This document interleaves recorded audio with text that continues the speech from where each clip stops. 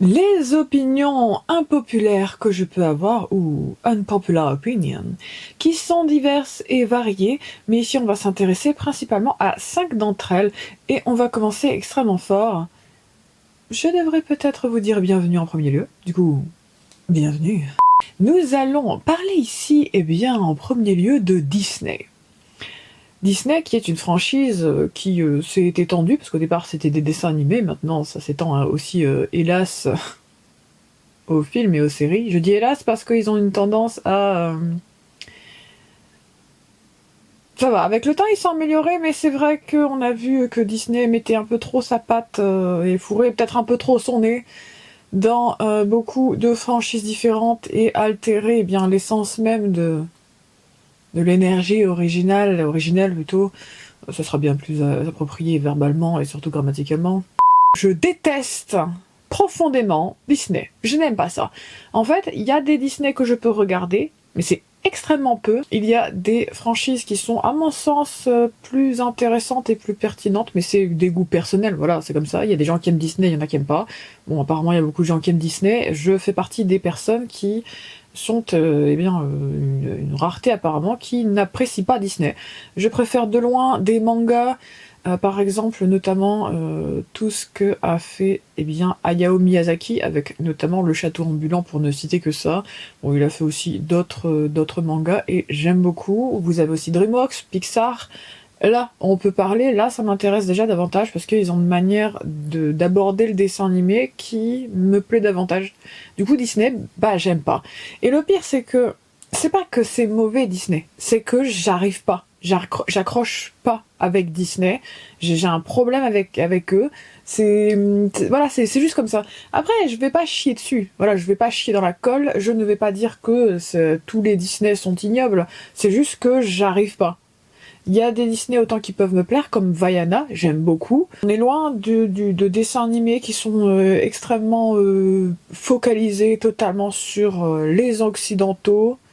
Donc ça me plaît, parce que pour une fois, on aborde des thèmes de contes et de mythes qui viennent de Polynésie, il me semble. Et là, c'est déjà plus intéressant, parce que pour une fois, on voit autre chose que le sempiternel Blanche-Neige et les 7 nains. Et j'allais dire Blanche-Neige et les 7 reins, mais ça aurait pas été la même chose, avouez-le. Parce que des reins qui gambadent dans la forêt avec des petites pattes, ça aurait été quand même très curieux. Mais bref, ça mis à part, donc Disney, j'arrive pas. J'arrive pas, à part avec Vaiana, ça passe, mais il y a beaucoup, si ce n'est même tous les Disney, j'arrive pas. Voilà, c'est viscéral. C'est même pas juste que j'ai envie de décrier une saga, et puis qui suis-je de toute façon pour décrire une saga, vous aimez ce que vous voulez.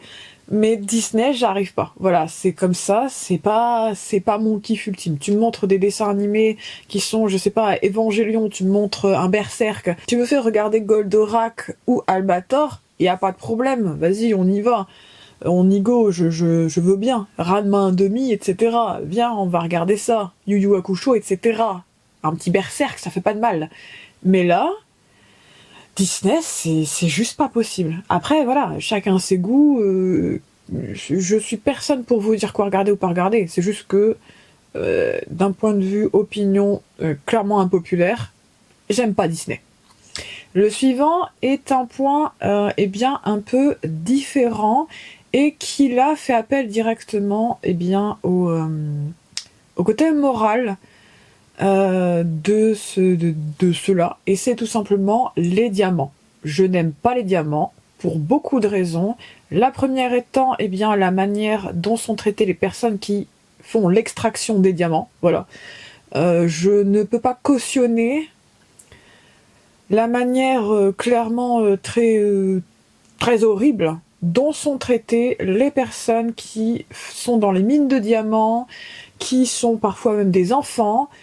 Il y a un niveau qui est beaucoup trop grand, enfin même beaucoup trop grand, mais tout simplement juste la manière dont ils sont traités, dont ils sont payés, dont ils sont clairement exploités, c'est pas possible. Voilà, il y a des choses qui sont pas possibles. Après, si j'en viens à faire des diamants, notamment j'ai vu qu'on pouvait faire des diamants avec des cheveux, c'est-à-dire des diamants synthétiques, là, qui sont réalisés en laboratoire, là oui, il n'y a pas de problème. Mais il est hors de question d'acheter et de cautionner, de participer au système de l'exploitation des mines de diamants. Voilà, ça c'est pas possible, ça n'arrivera pas. Parce que je déteste ça. J'ai vraiment une opinion très précise parce qu'il y a beaucoup de gens qui rêvent un peu d'avoir des diamants, etc. Ceci, cela, bref. Franchement, ils trouvent un intérêt où ils veulent. Mais j'arrive pas. Voilà, les diamants, c'est pas possible. Les diamants, ça fait partie des choses que je n'aime pas. Le prochain point est une trend. Une trend qui a commencé à être en vue il y a déjà 1 an ou 2, je crois. Et c'est la Clean Girl Era. C'est-à-dire les clean girls et le mouvement un peu du oui, on prend soin de soi et on n'essaye pas trop d'être un peu trop visible. Ils mélangent ça un peu avec du minimalisme, même si au final on peut reconnaître qu'au final, eh bien, c'est davantage le fait d'essayer de contrôler son environnement constamment et d'avoir l'air absolument parfaite constamment, comme si bien sûr, eh bien, elle ne ressentait ni tristesse, ni déconvenue, ni déception face à la vie. Et le fait un peu de se maquiller en ayant l'air pas maquillé, de faire en sorte de porter uniquement des tenues très neutres, très ceci, très conservatrices, très ceci, cela, très dans des tons neutres et beiges, etc.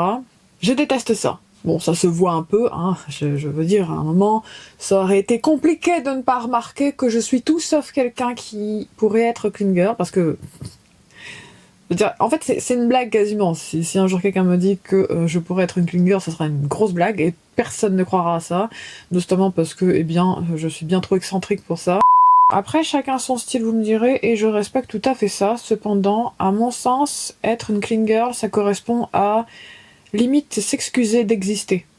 C'est-à-dire vraiment porter des tenues avec des couleurs très neutres, de globalement ne pas prendre de place, parce que ça correspond un peu à ça, ne pas prendre spécialement beaucoup de place, limite faire en sorte de passer le plus un peu inaperçu, et être vraiment un peu une espèce de femme-enfant qui ne veut pas trop élever la voix, parce que être une clean girl, c'est un peu ce que je constate qui ressemble un peu à ça, et je ne peux pas apprécier ça. Je ne peux pas.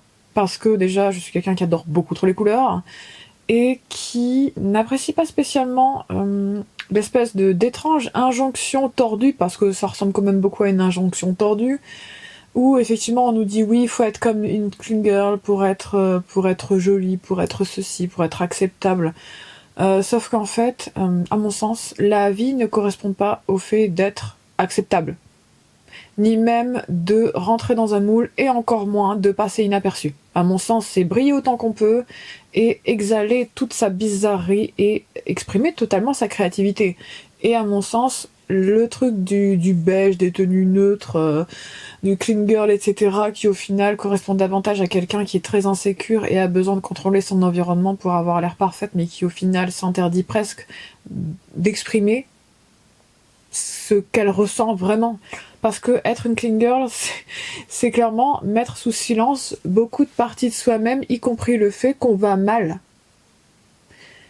Parce que être une clean girl, de ce que j'ai vu sur les réseaux, ça correspond à ça, c'est-à-dire faire comme si tout allait bien, tout était parfait, de se maquiller comme si on était parfaite, alors que l'imperfection, c'est pas si grave. Et on a vraiment tout un truc un peu bizarre sur ça, comme si au final, c'était souhaitable de ne pas prendre de la place. C'était souhaitable d'avoir l'air fraîche comme la rosée du printemps, alors que vous venez de vous réveiller, que vous êtes peut-être fatigué, vous n'avez pas assez dormi. À mon sens, ça revient à nier tout ce qu'on est et tout ce qu'on peut ressentir afin d'être socialement plus acceptable. Et le truc, c'est que quand on est vivant, on peut pas être parfait H24, on peut pas adopter des routines de dingue pour avoir l'air frais comme un gardon, alors que globalement, on a passé une nuit de merde. Dire à un moment, en fait, on va dire les termes. Si on est un être humain, ou même un être vivant tout court, ce n'est pas possible d'être une clean girl. Et même pire que ça, parce que à partir du moment où on utilise un terme qui relève de l'hygiène pour qualifier son style et son style de vie, c'est que globalement, on insulte de manière détournée les autres. Parce qu'en gros, on considère que notre style est propre, clean, et que tout le reste est donc sale.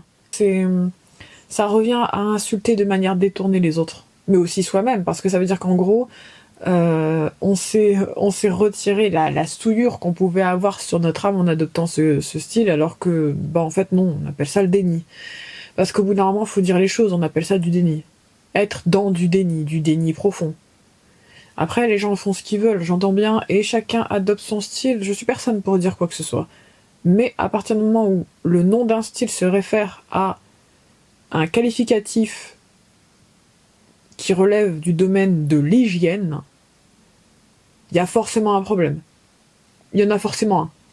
J'ai vraiment un problème avec les clingers parce qu'à mon sens, c'est vraiment, comment dire, excuse-moi, j'existe, je vais tâcher de mettre des couleurs qui vont me faire fondre dans la masse pour éviter de faire un peu trop de bruit et d'être un peu trop voyant parce que, oh là là, c'est pas bien d'être une femme et d'être visible et voyante. Bah en fait, si. Parce que t'existes et c'est normal en fait qu'on te perçoive. Parce que sinon, il faudrait que tu portes des tenues de camouflage. Ça serait plus logique si tu voulais vraiment te fondre dans la masse. Et j'ai vraiment un truc avec ça, et j'aime pas, voilà, c'est comme ça, j'aime pas. Autant, vous savez, il y a des gens qui n'aiment pas non plus le jaune, par exemple. Je porte du jaune, j'adore la couleur du jaune. C'est pas pour autant que je vais mal le prendre parce que ces personnes, elles aiment pas cette couleur. Voilà, c'est comme ça. Et d'un autre côté, bah, j'aime pas le style clinger, voilà. Mais je vais pas non plus les insulter, c'est juste que, bah, j'aime pas ça, autant qu'il y a des personnes qui aiment pas le jaune. Et c'est pas grave. Si vous n'êtes pas encore abonné, je vous invite à le faire dès à présent. N'oubliez pas de liker et commenter la vidéo, notamment sur quelle opinion impopulaire vous pourriez bien avoir, parce que ça pourrait être intéressant de partager tous ensemble ça. Oui, il y a un raton laveur sur ma tasse, et on reprend tout de suite dès à présent. Les marques de luxe et les maisons de haute couture n'ont pas la science infuse. Voilà, c'est dit. Ce n'est pas parce que vous avez une marque de luxe ou une maison de haute couture que forcément tout ce qu'ils disent est fait d'or et forcément des choses qui sont très jolies, sont très appréciables, que c'est vraiment l'esthétique à viser. Parce que qu'on se le dise, ce n'est pas parce qu'une maison de haute couture sort une ligne que forcément ça vaut son pesant d'or. Il y a des situations, et même très souvent dernièrement, où on voit que les sorties de modèles et de lignes de saison de haute couture ne sont pas terribles et ne cassent pas trois pattes à un putain de ragondin. On a pu le remarquer dernièrement et surtout ces dernières années, il y a beaucoup de maisons de haute couture, voire même des maisons de luxe, qui au final sortent des lignes, encore et encore, qui non seulement sont influencées par les tons beiges des clean girls, mais qui en plus manquent de caractère, voire même d'ingéniosité, de créativité et d'audace. Et on peut le remarquer, je vais le dire tout de suite, je considère que ce n'est pas parce que telle ou telle personne est une marque de luxe ou que ce soit une maison de haute couture que forcément tout ce qu'ils disent est fait d'or. À mon sens, je vais regarder la qualité, je vais regarder les modèles, je vais regarder la technicité qu'il y a derrière, mais ce n'est pas parce que il y a le nom gravé sur une étiquette qui est issue d'une marque de haute couture sur des vêtements que ça fait du vêtement une pièce inoubliable et magnifique. Vous savez, il y a beaucoup de maisons de haute couture qui ont un très grand nom et qui pourtant sortent dernièrement et ont sorti dernièrement des lignes qui ne cassent pas trois pattes à un ragondin. Globalement, on se fait chier. On se fait chier et c'est même pas que ça, il y a beaucoup de marques de luxe notamment qui vous font payer des 1000 et des 100 pour des sacs, pour ceci, pour cela, alors qu'au final la qualité elle est pas terrible, la matière utilisée elle est à peine noble et au final on vous fait payer des milliers et des milliers d'euros. Tout ça pour un truc qui au final a des coutures foireuses, un modèle foireux, des choses banales qui sont sorties et tout ça pourquoi? Juste pour avoir le nom gravé dessus.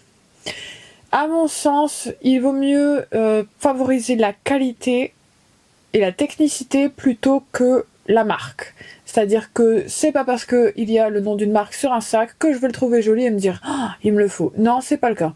Ou même que je veux dire que ah là là, c'est trop ingénieux. Tout ça pourquoi? Parce que la marque a invité quelques personnes à son défilé et que ah là là, forcément ils ont un grand nom de maison de haute couture, donc forcément il faut l'apprécier. Bah non. Ce n'est pas parce que vous vous appelez, je sais pas, Dior ou quoi sais-je, ce n'est pas parce qu'il y a des grands noms de maisons de haute couture sur une invitation ou même sur un des murs du défilé que ça y est, forcément tout ce qui vont sortir c'est génial. Parce que j'en ai vu des interviews de personnes qui sortaient de défilés qui étaient clairement chiants comme la pluie. Je pense que même si t'avais tapé une partie de Scrabble, tu te serais davantage amusé et t'aurais trouvé davantage des choses ingénieuses à écrire sur le petit plateau en bois du Scrabble, plutôt qu'à venir dans un défilé qui est chiant comme la pluie. Parce qu'il y en a des choses comme ça où j'ai vu beaucoup de défilés, parce que oui, je regarde effectivement des rediffusions de défilés ou des diffusions de défilés en live, j'aime bien, je suis passionnée de mode, c'est juste que je suis pas là pour suivre. Je ne suis pas là pour suivre et je ne suis certainement pas la seule à avoir parlé du fait que il y a beaucoup de personnes qui sont invitées à des défilés de mode et que ils passent leur temps à les encenser alors que globalement les modèles qui ont été vus, ils sont chiants. C'est chiant, c'est revu, c'est même carrément influencé notamment par Yeezy, etc. Il y a eu trop de choses et tout ça pourquoi? Pour être plus vendable. Je veux dire à un moment, voilà, et c'est même pas que ça, il y a un peu le côté, mettons sur un piédestal les personnes qui ont un grand nom, que ce soit une marque de luxe, une marque même de maison de haute couture, sous prétexte que, ils ont un grand nom, donc forcément c'est génial. Eh ben non. Non. Non, en fait. C'est pas parce que c'est une maison de haute couture que ça y est, ils ont la science infuse, que ça y est, tout ce qui chie c'est d'or. Non, c'est pas le cas. Non.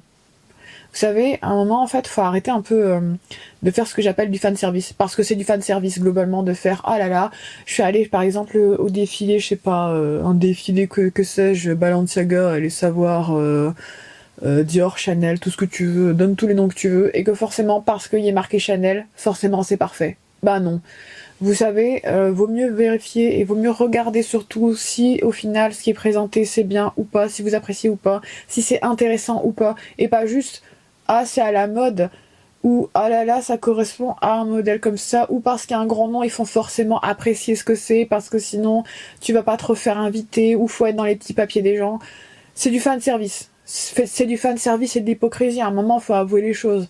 Parce qu'il y en a des personnes qui, au final, vont à des défilés et qui vont encenser des marques alors que c'est chiant. C'est chiant, il n'y a pas d'inventivité. T'as affaire à des trucs plats, mornes, ennuyeux.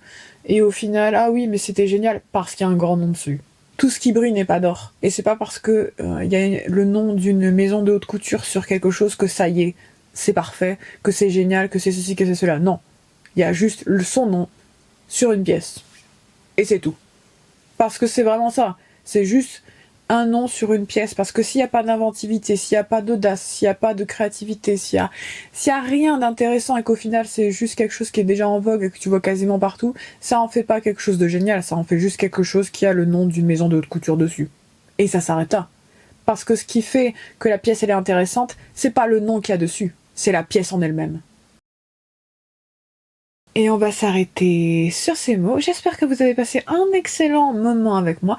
N'oubliez pas de vous abonner, commenter et liker la vidéo, notamment sur quelle opinion impopulaire vous pouvez bien avoir.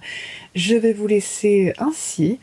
Je vais vous dire à la semaine prochaine à 14h14 comme chaque dimanche. Et sur ces mots, à bientôt.